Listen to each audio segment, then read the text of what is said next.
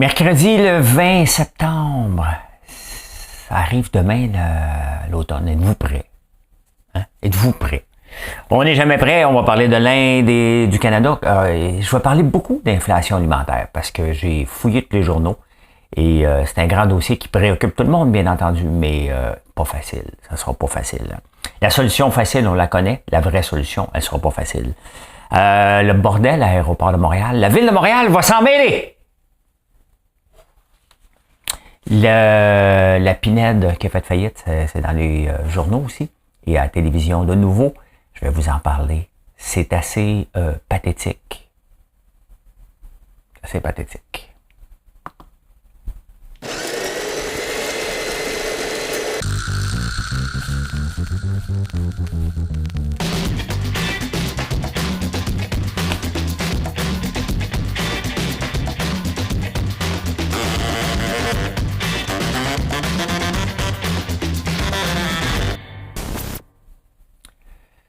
Dans les sujets que je n'ai pas choisis, j'aurais pu parler de Réal Bouclin aussi, bien entendu, qui va perdre le contrôle, il ne sera pas impliqué dans sa nouvelle entreprise, j'espère, tellement mauvais.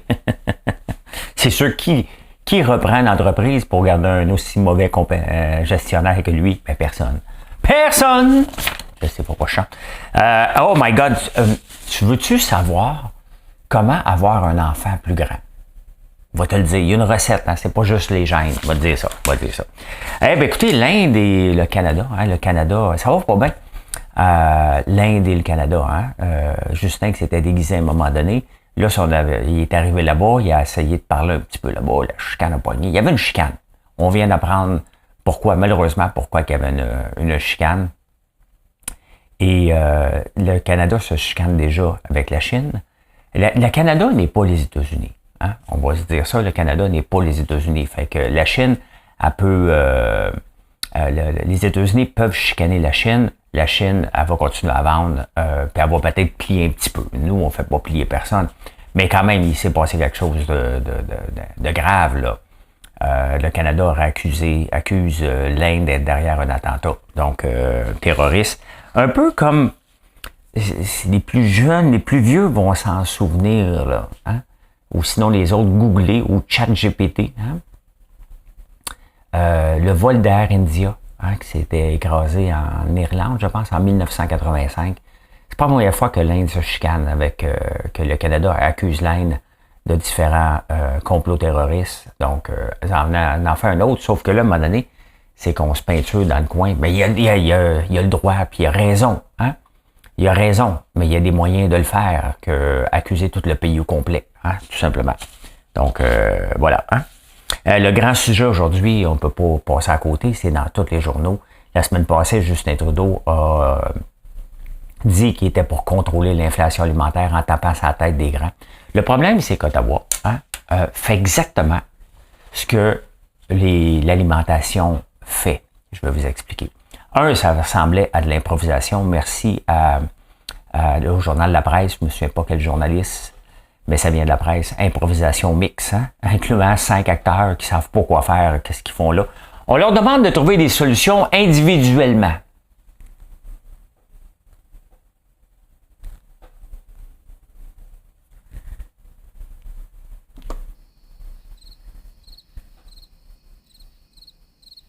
Il pourrait être comme ça plutôt,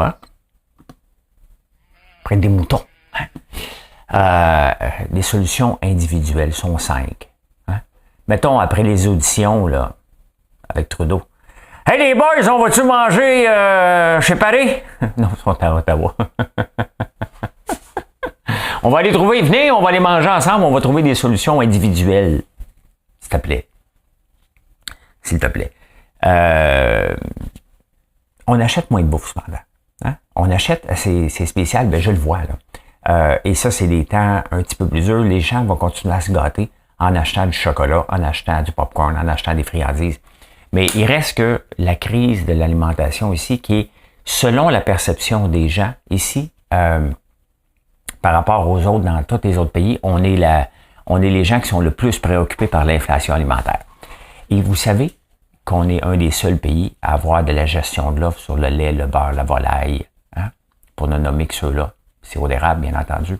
On n'en parle pas de ça. Ça, c'est c'est ce qu'on appelle l'éléphant dans la pièce. Hein? Ben, regardez, le lait a monté de 14%, la volaille 12%, les œufs 17%, sans compter le prix du gaz. Quand je dis qu'Ottawa fait exactement la même chose que les grands, hein, le pétrole est passé de 68 piastres le baril à 90 piastres. Regardez le prix du baril de pétrole en date d'aujourd'hui. Ben, regardez ça, hein, il est rendu à 92 piastres, 94 piastres. On s'en va vers le prix du baril de pétrole. Vers où? Hein? C'est le plus haut depuis, on approche le plus haut depuis un an. Si on regarde depuis 5 ans, bon, il y a eu un pic en 2022, là. Bon, on se relance, on se retourne vers là. Fait que regardez ce qui se passe depuis la COVID, hein. Donc, regardez ça, hein. Ça a baissé une fois au mois de mai, vous vous souvenez, si vous en souvenez pas, à un moment donné, il était même négatif. Hein. Le prix du baril de pétrole était tombé vraiment bas pas longtemps. Et regardez la progression qu'il y a eu, une descente pour remonter. Et est-ce qu'il va rejoindre 120? Il y a des maudites bonnes chances qu'il rejoigne 120. Qu'est-ce qui arrive quand le prix du pétrole le baril vaut 60 piastres et que le gouvernement les deux gouvernements prennent 15% de TPS, TVQ, plus taxes d'assises, plus autres taxes, plus la Ville de Montréal? Hein? Tout le monde veut un baril de pétrole élevé. Tout le monde. Tous les gouvernements, c'est leur façon d'aller chercher de l'argent facilement dans nos poches. 60 piastres à 15%, ça donne 10, ça donne 6 piastres fois 5, ça donne 9 piastres. Hein? À 100 piastres, ton 9 piastres devient 15 piastres. Ils n'ont rien fait, le gouvernement. Ils n'ont rien fait, mais ils prennent toujours le même pourcentage. Qu'est-ce qui arrive avec l'Oblast, Métro, IGA et tout ça? Je ne les défends pas, là. Mais eux autres aussi, ils se gardent une marge de 20. Tu sais, ce qui est important lorsqu'ils rapportent leurs chiffres à la bourse, ben, pour la bourse, c'est d'avoir une marge bénéficiaire qui augmente ou qui se maintient. Donc, ils gardent le même pourcentage sur la gestion de l'offre qui a monté les prix. Quand le lait monte de 14%, d'une pièce à une pièce et 14, faut pas le perdre de vue, ça. Ils gardent une marge bénéficiaire comme le gouvernement a fait. Comment ça se fait que le gouvernement n'a pas une taxe dégressive? Hein? Non, parce que c'est payant. Pourquoi le gouvernement ne fait rien pour contrer le prix du pétrole alors que on pourrait le faire? Il n'y a pas de raison qu'on suive le PEP. Peu importe ce que les gens me disent, là, on peut être autonome ici et dire, regarde, tout fermer les valves puis juste s'autosuffire. Donc, il n'y aurait pas de raison de vivre dans la gestion de l'offre. Et pourtant, hein, il l'est. Là.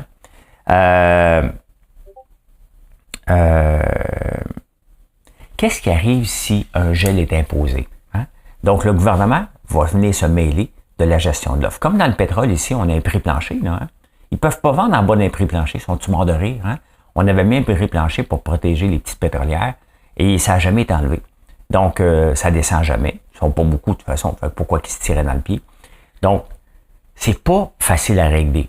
Mais quand le gouvernement permet l'augmentation du prix du baril de sirop d'érable, hein? Donc l'augmentation du sirop d'érable, quand il permet le lait à 14%, la volaille à 12% et les œufs à 17%. Regardez mes gaufres. Mes gaufres sont faits avec du beurre, du lait, des œufs.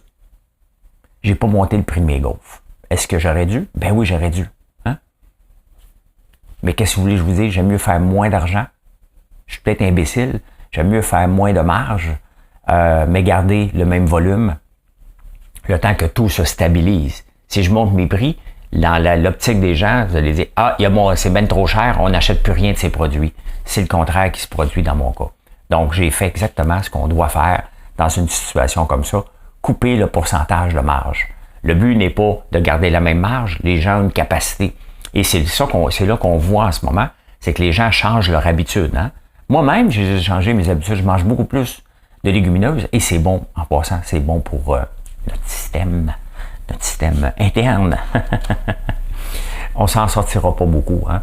L'éléphant dans la pièce, c'est la gestion de l'offre. L'éléphant dans la pièce, c'est le pétrole, tout simplement, qui fait que les prix sont élevés et les marges qu'on garde. Il va falloir qu'ils acceptent d'avoir une moins grande marge, mais ça, c'est demander aux entreprises de réduire. S'il y a moins de marge, moins d'investissement, moins d'employés, ils vont recouper quelque part. Ils vont serrer la vis de plus en plus, puis je vais vous parler de la pinède tantôt. Ils vont serrer la vis aux producteurs. Toute la chaîne va va se faire squeezer si on met de la gestion de l'offre. C'est toujours la même chose. Là. Donc, on n'est pas sorti du bois. Ça ne sera pas facile à régler, mais le principal acteur qu'il faut blâmer, c'est le gouvernement avec sa gestion de l'offre. Je ne suis pas contre la gestion de l'offre, mais qui peut ne pas accepter que l'inflation alimentaire est causée ici au Canada par trois grands gestions. Il faut mettre le sirop d'érable de côté, là. Mais quand le lait, le beurre et la volaille coûtent plus cher parce que c'est sous la gestion de l'offre qu'on a permis des augmentations. Ben, vous allez me dire, il y en avait besoin? Ben peut-être, mais toute la chaîne au complet, après, s'ensuit. Donc, voilà. Hein? Voilà. Ça va au Québec.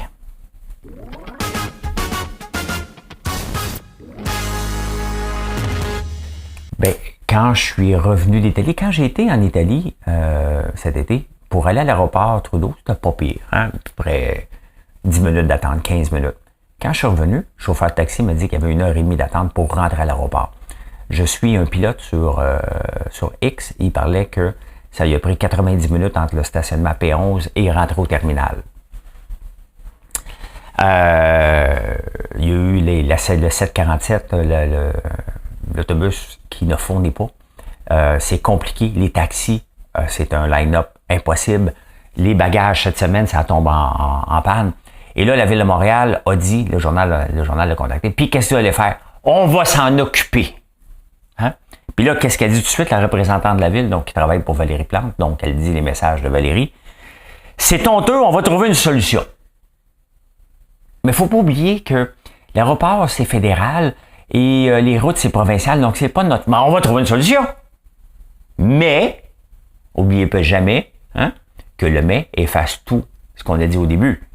Mais, les routes sont provinciales, l'aéroport est fédéral. Je m'en occupe, mais c'est pas de mes affaires.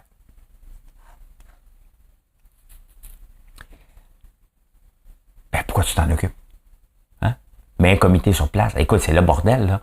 Tu sais, maintenant, là, ils me demandent d'être 3 heures à l'avance. Ça, c'est qu'une fois que tu es rendu dans l'aérogare, là, faut que tu te rendes.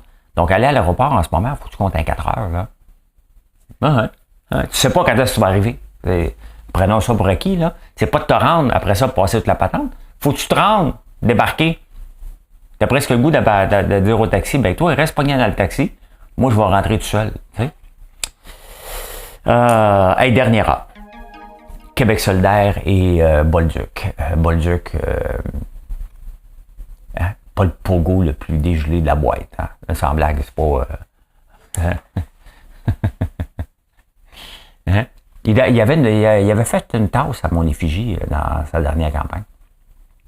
Il est dans Jean Talon. Et personne ne le veut là, mais lui, il veut là. Puis Québec solidaire, il dit non, on va continuer à faire de la pub parce que il y a quand même... Je fais du porte-à-porte et les gens ne me parlent pas de mes pubs sur Facebook. Donc, si on n'en parle pas, ben c'est parce que c'est pas un sujet qui préoccupe les gens. Donc, c'est réglé, on peut faire de la pub. Hein? Pas de problème avec ça. Il dit, écoute, je fais du porte-à-porte, puis il y a des gens qui savent même pas qu'il y avait une élection dans Jean Talon. Bon, vous autres, vous m'écoutez, j'en parle à tous les jours, presque. Hein? Donc, vous le savez, puis vous habitez même pas Jean Talon. Si vous êtes comme moi, vous n'êtes même pas capable de dire, il est où le comté Jean Talon? Je sais pas, moi. Je ne veux pas regarder exactement, là. C'est à Québec. Quelque part. Hein? C'est-tu en haut de la côte, en bas de la côte? Je pourrais pas dire. Je sais que quelqu'un va le marquer dans les commentaires, mais là, je pourrais pas le dire. Donc, si les gens, hein, ne savent même pas, dans Jean Talon, qu'une élection, on s'entend-tu que quand même tu mets de la pub, ils n'iront pas voter? Bonjour, je suis votre nouveau candidat pour les élections. Élections. OK. C'est le jour des élections. Moi, aller voter, j'ai vu Facebook.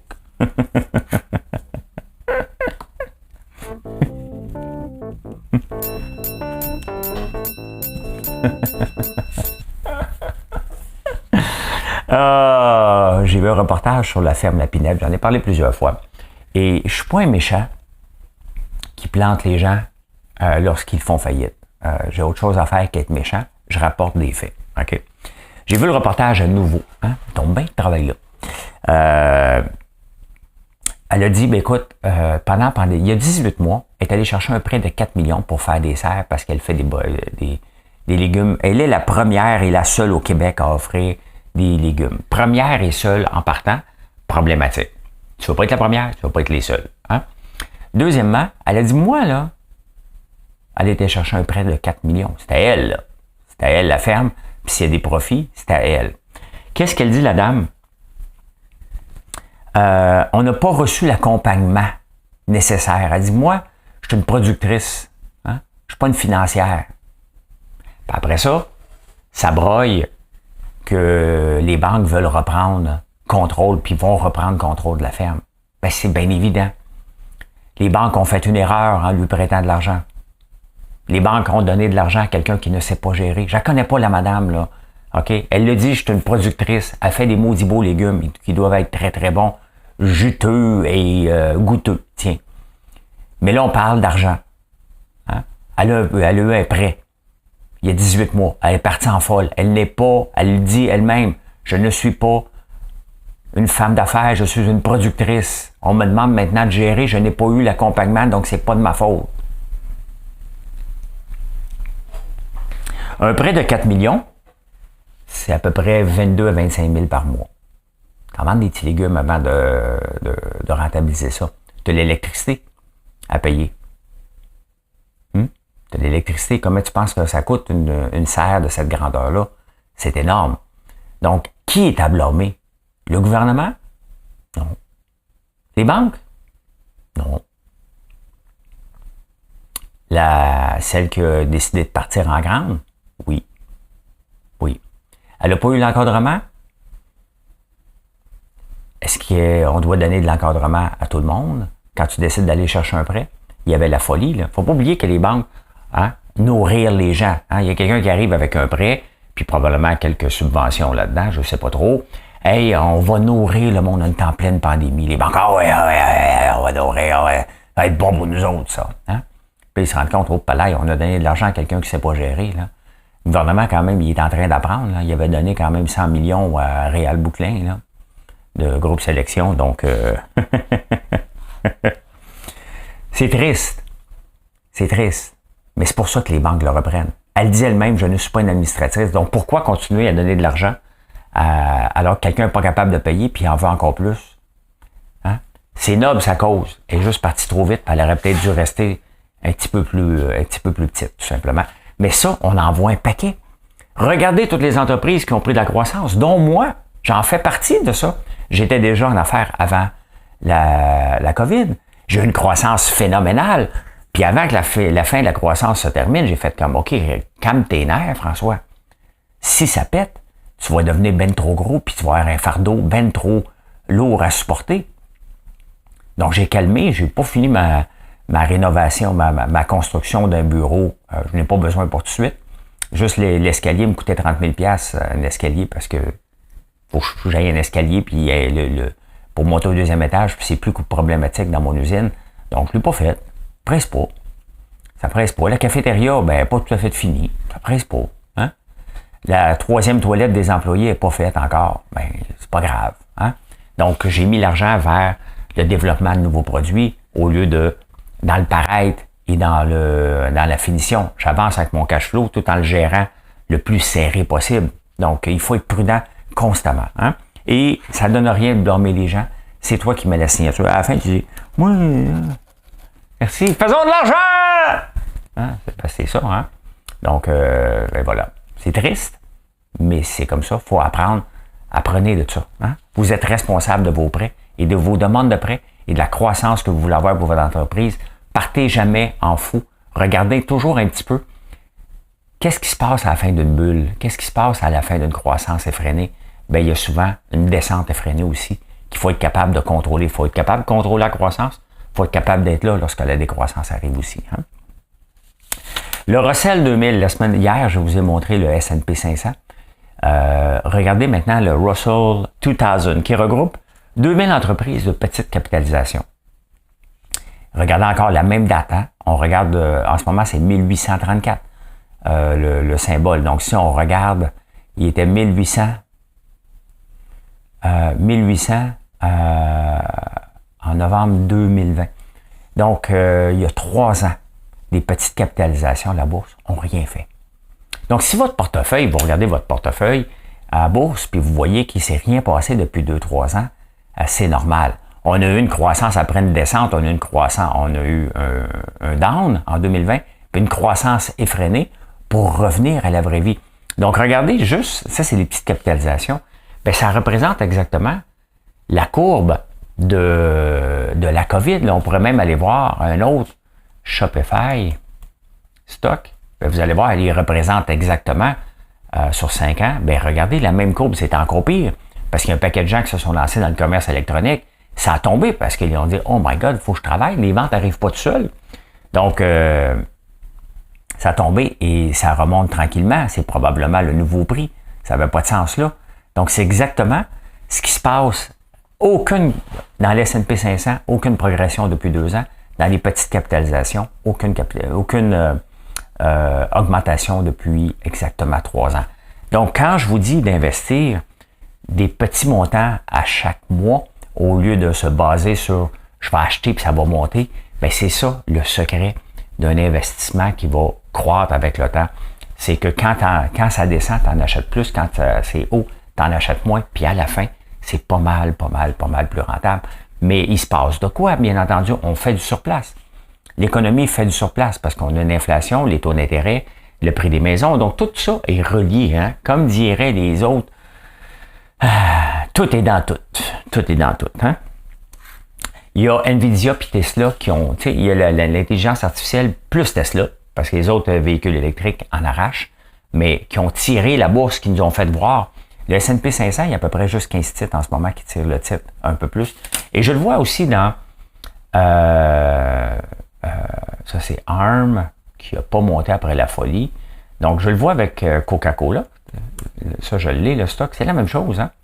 Donc, il n'y a pas de secret, là. Si je regarde sur 5 ans, ben il y avait le pic de 59,95 en 2020. Ça a descendu, hein, beaucoup. Et ça remonte, et là, ça descend. C'est à peu près, c'est moins cher qu'en 2020 Coca-Cola, malgré la croissance. Cependant, on a des dividendes à chaque trimestre. Et des titres qui ont des dividendes vont tendance à avoir, pour le même montant de dividendes qu'il y a, le prix de l'action va diminuer en conséquence. Donc, un dividende de 3%, l'action va diminuer de 3%. C'est pas mal ça. Donc, les titres qui ont des dividendes ont tendance à faire presque du surplace à la longue. Ben, tu as des dividendes, si tu les réinvestis, ben, tu participes à avoir plus de dividendes la prochaine fois. Et c'est comme ça aussi. Donc, c'est une paye exponentielle. Ah, my God, je ne l'ai pas montré. Excusez, je pensais que j'étais là. Ben voilà, hein? Donc, Coca-Cola, le même prix qu'il y a 3 ans. Donc, c'est comme ça. Hey, BMO qui arrête, je me souviens pas, j'en ai parlé hier, mais c'est pas grave, qui arrête les prêts automobiles. Donc, si tu vas t'acheter une auto, tu seras pas fini. Mettons, tu vas t'acheter, je sais pas, une Toyota. Tu arrives, puis là, tu passes au crédit, puis là, en arrière, derrière le concessionnaire, c'est BMO qui finançait ça. Il arrête tout ça au complet. Donc, il va y avoir beaucoup de congédiements par rapport à ça. On ne sait pas encore combien, mais ils ont les mauvaises créances, juste pour la Banque de Montréal, augmenté de 3 fois, à près de 500 millions. Donc, c'est énorme. C'est énorme, puis ils ont la chienne, bien entendu, si les mauvaises créances augmentent. Donc là, ils ressentent leurs ressources pour dire, OK, ça, on oublie ça. Parce que même les banques n'ont pas des ressources illimitées. Ils font beaucoup de profits, mais ils en ont besoin. Puis vous avez besoin que les banques rapportent de profits intéressants parce que vous l'avez dans votre fonds de pension. Donc, quand je vous montre toute la bourse qui fait du surplace, même si ça ne vous dit rien, dites-vous que votre fonds de pension, lui, il en sait quelque chose parce qu'il en a besoin. Si vous voulez avoir une belle pension, que ce soit parce que vous travaillez pour le gouvernement, soit que vous avez fait des REER ou des CELI, ou même pour vos enfants, le REE, vous avez besoin des banques en santé parce que vous l'avez certainement dans un de vos fonds, parce que c'est à peu près partout. Insolite.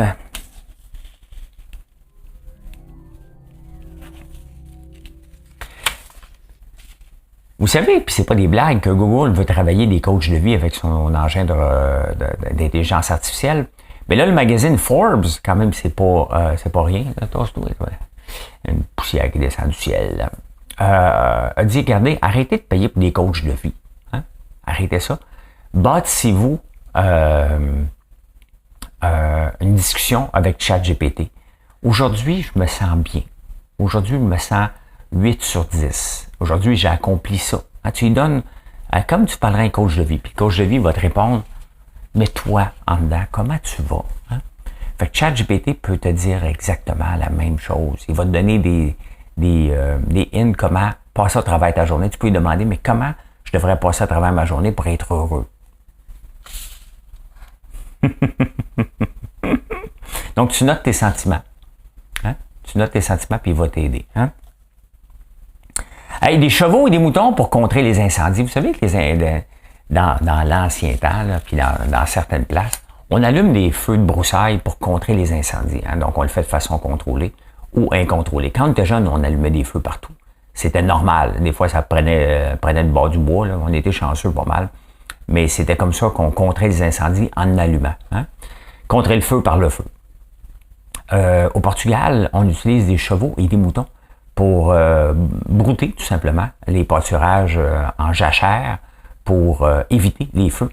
Et moi, à un moment donné, j'avais 125 chèvres et je clôturais des bois que j'allais défricher par la suite avec les chèvres. Ils mangeaient à peu près tout. Puis après ça, tu pouvais te promener, c'était propre. Ça te permettait de nettoyer le terrain parce que les autres, ils mangeaient les arbres aussi. Là. Donc, je me servais beaucoup des chèvres pour défricher la terre, tout simplement, que j'essaye de rentabiliser maintenant. Hein? J'essaye de rentabiliser. Hey, c'est une fois un gars, comprends-tu? Ça, c'était pas pour vous autres, les gars, c'était pour les dames qui m'écoutent. Est-ce que vous m'aimez? Hein? Est-ce que vous me trouvez plus beau? Hein? Est-ce que vous me trouvez plus riche? Ben oui, il y a une étude qui dit que les femmes, en notant des photos, s'ils trouvent qu'un gars a de l'air drôle, ils pensent plus riche en plus. T'es-tu millionnaire? Pas important, je suis drôle. Même plus besoin de cuisiner, juste faire des jokes. Hein? Faut juste que tu sois drôle pour vrai. Là. Les scientifiques ont trouvé un lien pour être grand. Et c'est pas seulement les gènes, l'hérédité ou ce que tu manges. Hein? Non! Puis moi, je suis le plus grand de ma famille, par à peu près 5 à 6 pouces. Là, tantôt, il faut que je parle à mes sœurs. Mais j'ai 2 sœurs puis un frère. Faut que je leur parle. C'est parce que je pense que mes parents m'ont mieux aimé qu'eux autres. Ouais, parce que si tu veux que tes enfants soient grands, faut que tu leur donnes de l'espoir. De l'amour, il faut qu'ils soient heureux. Ben, j'ai dû avoir ça plus que les autres. Hein? C'est comme du sel. Un petit peu de sel, un peu de poivre. Moi, j'ai eu plus d'espoir, d'amour et être heureux. Plus heureux qu'eux autres. Mais non, mais ça a l'air que c'est vrai en plus. Ça a l'air que c'est vrai. Donc, c'est spécial, hein? Mais les scientifiques ont mesuré l'espoir, l'amour et le bonheur, tout simplement. Donc, voilà. Donc, quand vous voyez des enfants de différentes grandeurs dans une famille, dites-vous que les parents n'ont aimé plus un que l'autre. Faut pas tout prendre ce que je dis, mais je répète les études. Et voilà comment j'ai vu l'actualité. Je peux dire ceci.